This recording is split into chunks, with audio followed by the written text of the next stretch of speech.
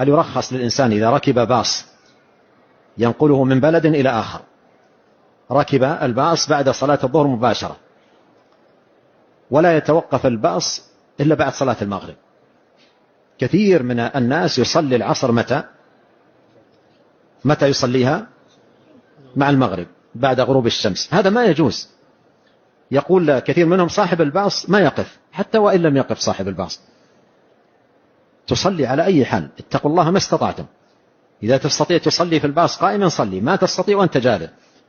تستطيع تستقبل القبلة استقبلها، ما تستطيع صلي على أي حال. اتقوا الله ما استطعت. ما يجوز أن تجعل العصر متى إذا لم يرخص في صلاة الخوف في تأخير الصلاة.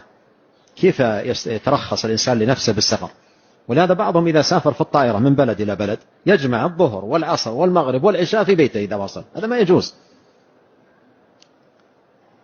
فيجب على المسلم أن ينتبه لهذا. هذا الآن جاء في قوله إن الصلاة كانت على المؤمنين كتابا موقوتا، جاءت في هذا السياق المتعلق بصلاة الخوف.